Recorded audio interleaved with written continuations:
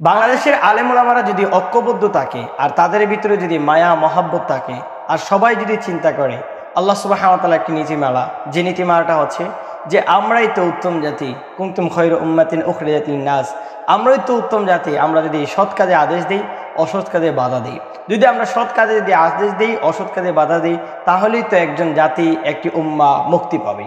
আলহামদুলিল্লাহ, তার মাধ্যমে একটি উদাহরণ হিসেবে আমরা বলতে পারি জসিমউদ্দিন রহমানী দামাত বারাকাতুহু আলিয়া সোনার বাংলাদেশে মুক্তি পেয়েছেন।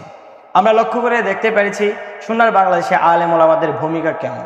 আলেমরা তো সবসময় উম্মতের খেদমত করে থাকে, উম্মতকে কিভাবে জাহান্নাম থেকে মুক্তি পাওয়ার জন্য সবচেয়ে বড় ভূমিকা রাখে একমাত্র সোনার বাংলাদেশে আলেম ওলামারা। এবং শুধু সোনার বাংলাদেশ নয়, বিশ্বের যে কোনো প্রান্তের মধ্যে থাকে না কেন, আলেম ওলামারা সর্ব অবস্থায় আপনার হকের পথে সবসময় থাকে। তার উদাহরণ হচ্ছে আমাদের জসিমউদ্দিন রহমানীকে মুক্তির জন্য আমার সোনার বাংলাদেশে সকল আলেম ওলামারা ঐক্যবদ্ধ হয়ে আলহামদুলিল্লাহ আবু জাহেলের উত্তরসূরি কারাগার থেকে তিনি মুক্তি পেয়েছেন। আমরা লক্ষ্য করে দেখতে পেরেছি যখন তিনি মুক্তি পেয়েছেন তখন আমাদের সকলের প্রিয় আরেকজন ব্যক্তি আলী হাসান ওসামা দামাত বারাকাতুহু আলিয়াকে তিনি ফোন কলের মাধ্যমে শুকরিয়া আদায় করেছেন।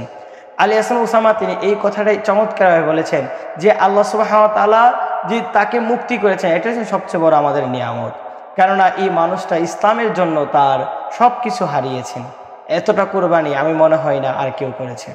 তিনি আরও বলেছেন আলী হাসান ওসামা যে তিনি আমাকে যখন কারাগার থেকে মুক্তি পেয়েছেন সর্বপ্রথম আমাকে ফোন কলের মাধ্যমে শুকরিয়া আদায় করেছেন।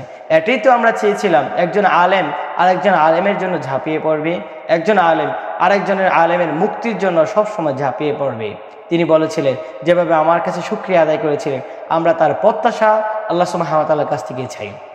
কেননা দুনিয়ার জমিনের ভিতরে কোনো একজন মানুষের নিয়ামতে শুকর আদায় করে কখনো পারবেন না, কিন্তু আল্লাহ সুবহানাহু ওয়া তাআলার কাছে যদি প্রত্যাশা কামনা করেন অবশ্যই আল্লাহ সুবহানাহু ওয়া তাআলা আপনাকে দুনিয়াতেও বারাকা দিবে, আখিরাতেও বারাকা দিবে।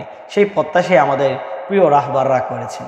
আসুন না, আমরা যে জাহেলরা আছে তারা বলে এইভাবে যে দেখো না আমরা কতটা চমৎকারভাবে কথা বলি, এতটা আমরা কথা বলি তারপরও আমাদেরকে আমাদের জেলখানার মধ্যে বন্দি হতে হয় না, কিন্তু তারা কি বলে না না বলে আজ জেলখানায় বন্দি হয়ে থাকে। কিন্তু একটা বার লক্ষ্য করেছেন আপনি, ও আমার আলেম ভাই, আপনি কখনো লক্ষ্য করেছেন রাসূল সাল্লাল্লাহু আলাইহি ওয়াসাল্লাম কিন্তু জেলখানার মধ্যে বন্দি হয়েছিলেন?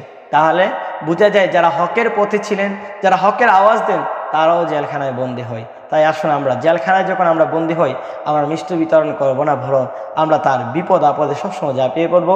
আল্লাহ আমাদের বোঝার তৌফিক দেখ। আমিন। আসসালামু আলাইকুম ওয়া রাহমাতুল্লাহি ওয়া বারাকাতুহু।